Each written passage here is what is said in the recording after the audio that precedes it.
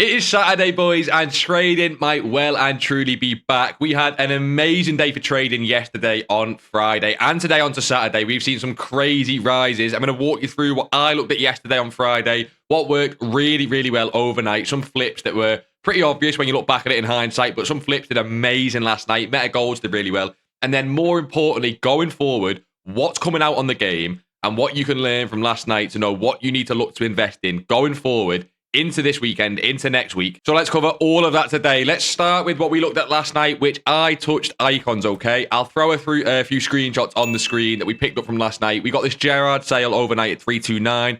We picked up at 303. Icons, like always, early game, can have very tight gaps, but they're very safe profit. We got a Sucre at 130, I believe. We sold for 150. A Keane at 120 that we sold for 134. We're looking at about 50k profit after tax on icons, which for my budget is definitely on the shorter side. But that is because, of course, I'm still in these chem styles, boys. This was a play I made the other day because these were too low and there was no supply on them, right? I've got loads of hawks, loads of anchors. And by the way, the anchors have absolutely cooked, right? Anchors have started to sell really well. We picked them up at 2.3. They are selling for 2.9 on lazies pretty consistently. And with Sergio Busquets SBC rumoured to come, which we'll get into later, these will fly, I'm pretty sure. If we get no more mega pack supply before that Busquets SBC does come, I'm confident these can hit 3.1, 3.2 and get some crazy sales on these. I'm looking at about 150 to 200k profit after tax on the chem styles. Hawks did not do as well. I'm sort of breaking even, tax loss on them, which I don't mind too much. It was the anchors that really did well. But that meant that I couldn't buy as many icons. And it also meant I couldn't really go and touch too many meta golds of how much I've got to sell, which is fine. I'll break into why it worked last night as well. And in fact, if we jump over onto Futbin, we can start looking at gold meta last night, which, boys, was amazing. Let's take a look at Salma first, okay? This is the very normal pattern we expect every weekend on Friday night, on Saturday night, and Sunday night to a lesser extent with these cards, okay? People get the champs rewards, they open up promo packs, and it brings the prices down when the rewards stop around here. Because what happens is, around 3 a.m. UK, 4 a.m. UK, people have stopped opening rewards. There's less people on the game playing. These cards bottom out. You can pick them up at nice lows on snipes like the Salma, and they rise nice into the day, right? The reason this was not as obvious is that in the past couple of weekends, traders have been calling these, I think, too early, and basically they've not been getting to as low as what we'd like to see. So this card maybe wouldn't have hit this 79k before. It might have stopped up here, and then the profit is pretty much break even, and there's no profit. But we did see a very normal pattern last night. You've seen it with Diani as well. Diani you could get on 61k on snipe. You could get for less than that as well, pretty comfortably around this 2 a.m., 3 a.m. UK time. And she's up at nearly 69,000 coins. 5k profit after tax on every card you pick up. Meta golds, we should expect to see this tonight, and we should expect to see this tomorrow night and into the next weekends. However, I can tell you how you can spot that later on in the video and how you can spot when a card's dropping in price so you know when to pick it up. Of course, this is way easier if you're on sort of American time zones. UK time zones, it's a little bit ridiculous. I was in bed by this point, boys. I will not lie. But there was an even better play than meta golds last night. Let's look at these rating reload cards, okay? These are the ones that were new in packs yesterday. So on Friday, the new promo. Start with this Dominic Szoboszlai, right? He dropped, if we look yesterday, Friday, and he hit 300,000 coins nearly in this peak time, right? What you get is 9 till 10 UK time on a Friday. It's the promo packs have stopped being opened, and people are now just buying cards for their team. It's a very predictable pattern. And always what happens is about 10 to 11 and further on, the cards then drop into that UK early hours of the morning, where this Szoboszlai hit less than 160,000 coins. And as you can see, he's been up at 230,000 coins this morning, midday Saturday, UK, which is normally the peak for these cards. But that is an insane rise, okay? That is 70,000 coins, profit after tax, 60,000 coins on every single card, and he wasn't the only one. This Francesco Conceição on a smaller budget, I nailed his name, he was basically the exact same. If we look yesterday on the Saturday, right? On the Friday, sorry. He comes into promo packs and dips around about 70k. Clear demand on this card up to 80. He falls off into the early hours of the morning where he hits 45,000 coins, and he had an insane rise up to 60. So on a smaller budget, there was crazy coins to be made. These two are not even the best one as well. This might blow your mind, okay? This was crazy. I woke up and seen this, boys. Like I say, I was in bed early hours of UK. I was already in on icons. I took my profit after tax. I've done really well on the chem styles, so I didn't mind missing out on this one because of how gambly and casino-like it has been the past couple of weeks with these cards. But this yield is, overnight, followed the same pattern again. He went 588 with promo packs. He went to 720, and I'm going to jump into why this was so sort of predictable in hindsight, right? And then early hours this morning, 400k, you could pick this card up. Okay, albeit there was literally, I think, about 5 cards on the market from what I've seen on Twitter, right? There was like no supply on this card, even though he was so low in price. So you could pick a few up at least. And then he hit 590, 600k basically, a 200,000 coin jump in a couple of hours. That is ridiculous, right? Boys, I missed out on this one. Don't worry. This one, I could not have predicted a 200,000 coin rise. What was more predictable was maybe a rise to 460, 470, which he got to, and it looks like he's slowly falling back down to throughout today on Saturday, right? The reason this was kind of predictable and what you can try and look for when you're looking to trade the new promo cards is basically, look at yesterday on this Yildiz, right? This is a perfect graph to show it, okay? He come out in promo packs at 700, at 6 o'clock, 7 o'clock, right? And then he drops down to 588 with all the promo packs apply. But what this rebound here shows is clear demand in the card, okay? He jumps, what is that? Is that 140,000 coins in a couple of hours when people are buying teams for their champs teams, basically, buying cards for their champs teams. So you can see there's so much demand on this card, right? 140,000 coins, so much demand on this card. So then, when it fell off into the early hours of this morning, Saturday morning, at 400,000 coins, yes, you would need to know when that drop stops, and we can get into that because you could have picked up it here or here. It's not, it's a skill to learn when this card stopped dropping, but you pick them up at his low, and you knew there's going to be a rise. I don't think anyone could have predicted 200,000 coins, by the way. That's insane. But there was definitely going to be a rise because this is the bottom of the supply of this card, right? It's pretty much the lowest demand of the day and the most amount of supply with champs rewards, even though, like I say, there's only about 5 of them on the market. So there was literally no demand on this card. And then you knew he was going to rise because you've seen the demand the day before, right? The way you find the bottom of these cards is simply by tracking them, okay? It is a little bit of a skill, but what you can do, if we hop back over onto the Xbox, right? And I can walk you through this with Yildiz specifically, okay? If you take a look at this Yildiz card or any of the new promo cards, it's, bear in mind, are very risky to trade with, and not all the cards did rise. We'll jump into that in just a second. But take a look at this Yildiz cards, right?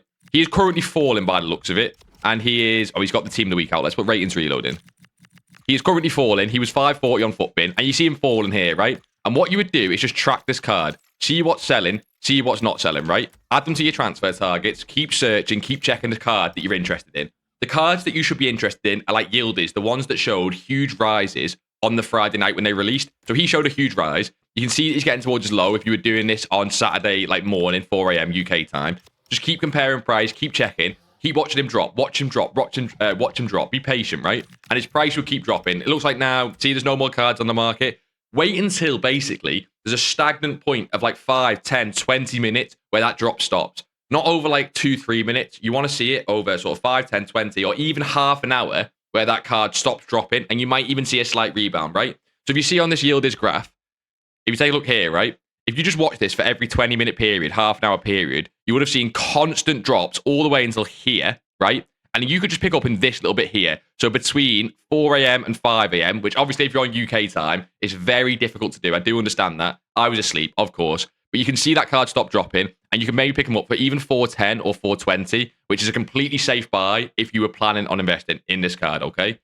But like I did say, not all cards did rebound, and it's why this is really risky to trade with. This Lenny Yoro card actually did have some profit in it, and it could have been done. However, I just want to show you that not all gaps are as crazy as that Yildiz, okay? If you look, right, he got to this morning lowest about 95k, and he did quickly jump to 107, but likely you wouldn't have sold then, as the normal peak of these cards is early morning UK. You would have probably waited around here to where he very quickly got back down to lower hundreds, and you're breaking even after tax on this card pretty much. So if you look yesterday at Friday, why is this obvious? It's because, look, right, Friday promo packs dropped, and you can see that he dropped, and he never showed that rebound. Like, look at the Yildiz graph, remember? If you go yesterday at Friday, okay, he drops, and then people buy for their champs team. There's that clear demand in the card on the rebound. Whereas Lenny Yoro, even though he's Man United Prem, French centre-back, we just didn't see that demand. See? He's a constant drop, which is why I would look to avoid this card. And a lot of the other graphs were the same. But on the 3 cards, it did really well. So Bosley, Constantine, I believe was the same. You see this demand there. The 3 cards that did really, really well showed clear demand on the Friday. Even Szoboszlai has a little bit, but it's still a 20,000 coin rise. So he was maybe less predictable, but he did really well. So yeah, look for those cards that have huge demand. So that is all well and good, but what is coming next and what can you do about it, okay? That's what we care about. We care about how we can now make coins. So this is what's coming. This is what's been leaked in FC26, right? We got the ratings reload teams too, with all the cards in. We've then got the João Pedro that dropped on Friday as well. So we're still waiting on this Grealish SBC, this Fri Sun and Calafiori player pick SBC, and most importantly, the Busquets SBC. This is super important, okay? Also, cheeky plug, go follow me on Twitter if you don't already. It's in the description. Thank you. We get the Busquets SBC, where this will be the one that changes the market so much, and it's what I want to talk about. There's a couple different things you need to know with this Busquets SBC. One, please, please, please do not touch midfielders until this SBC drops, okay? If we quickly hop over to Footbin, there's a couple cards, which I know a lot of people have in their champs teams, like this Frenkie de Jong, who will be replaced en masse when this Busquets SBC comes out. He's rumoured to be about 200 to 250,000 coins. And if you look at his card, right, boys, Tiki Taka Plus, he gets icon chemistry, and he has insane stats. Look at those stats across the board. You're talking nearly Valverde level stats. They're confirmed stats, okay? This de Jong, look at the stat difference. Busquets even looks better. He's, of course, slower, but he even looks better, all right? He's going to be completed en masse. This de Jong, you can see falling. Another one who'll be similar, I imagine, is Reinders. Pedri could be the same, Pateas. So don't hold these cards tradable, okay? The second thing to look at is, of course, fodder. When we get good SBCs, fodder is certainly interesting. And this was a big play last night, and it could be tonight if we don't get this Busquets tonight, okay? If we don't get this Busquets on Saturday, and he instead comes on Sunday, this is personally what I'm going to be looking at. I'm going to be looking at fodder. Probably 87s, probably 88 is the ratings I'm looking at. If we look at 87s last night with this Lucy Bronze, I've already opened it there, look. We look at Lucy Bronze last night on the hourly, okay? She got to as low as 9.7, 9.7. You can pick her up on bids and snipes below, of course. She got up to about 10k this morning, and then you can see she's kind of stagnant, right? Fodder cards, like similar to the promo cards, always going to be lowest overnight when people are opening their champs rewards and there's no demand on the cards, no one's buying. So if we don't get a big SBC tonight, and let's say we get the Calafiori or Fri Sun SBC, and we don't get the Busquets, right? I am going to be very interested in the price of these 87s and these 88 rated cards overnight UK to pick up in time for that Busquets SBC and a potential icon SBC that should be coming anytime soon. It could be Wednesday this week. It could be the Wednesday after. But as soon as people get wind of that icon SBC, you best believe fodder will start flying, okay? So with the Busquets, with the icon, if we don't get one tonight, I'm going to be looking at that. There is also a second play that I am super interested in at a high budget, which is Team of the Week fodder, right? These are just the ones in packs. The two I'm looking at are Mahrez at 85 rating and this Jess Park 84 rated. Last night, again, you can see on the hourlies, they hit lows of around 11k for Jess Park, and I think Mahrez was around 12.5k, okay? They are great prices for these Team of the Week cards, as these Team of the Week cards, 84 rated and 85 rated, have been up to sort of 14 and 16,000 coins respectively throughout the week when we have good SBCs. And with the Busquets and the Icon SBC coming, as well as everything else, with how close these cards are to discard, if again, we don't get a big SBC tonight that requires informs, I am going to be super interested and going all in on both this and this card, the Mahrez and Park. It could be a 4, 5, 6 day hold. I don't mind that, right? I think if this Park, you can pick up at 11,000 coins or below and then look to sell her at 14 or 15,000 coins. On a high budget, that's great. Mahrez, similarly, if you can pick him up at 12 to 13,000 or around that price and sell him maybe at 16,000 coins, great return on investment there. It'll heavily depend on what SBC, of course, we get today on the Saturday. Like I mentioned before, you can, of course, look at meta golds again tonight. Look for a very similar pattern. I explained before how you can try and spot the exact bottom of these cards. So look for a similar pattern on Diani, right? Where yesterday, she went like that at the promo packs down to 64. She won't show that same demand today at 74, as obviously you won't get these big promo packs at 6. So you won't see this big rebound here. But if you do see early hours of the morning UK, similar time, a natural low, be sure to have a look at these cards. Just be very careful, as what normally happens, and it's the biggest tip I can give you when it comes to meta golds, is when they have a really good price action like this one night, often the next night, a lot of people are looking at them, and it can be over-invested. So when you're picking your meta gold cards to invest in, make sure you choose the ones that look like they have the most natural drops in them, some of the biggest drops, and again, avoid midfielders. No Reinders, no De Jong, no cards that could be replaced by Busquets in case he does come on the Sunday. Or if he drops today on the Saturday, you should see huge drop-offs in those cards, and I'd just avoid them. But what if you're on a lower budget? No worries. This is what I'm interested in. A weekend from now, so pretty much next Sunday, not tomorrow, next Sunday, it is the El Clasico. And what can we do with that? Marquee matchup trading. These cards are not heavily invested in. You can already pick them up for a great price. The way you trade marquee matchups is like I explained in yesterday's video. It's just be earlier than everyone else. A lot of the men's cards have started to already rise. They're hitting 700 coins. I don't mind that. But a lot of these women cards, like Fella, who is already a great investment for a nation, a league, her club, rating. She's already decent, right? She's still 500 coins. Pick these cards up on bids only, bids and snipes. I would say 450 coins max is a beautifully safe play. I see these women cards in the hype hitting to 700, 800, 900 coins in the hype.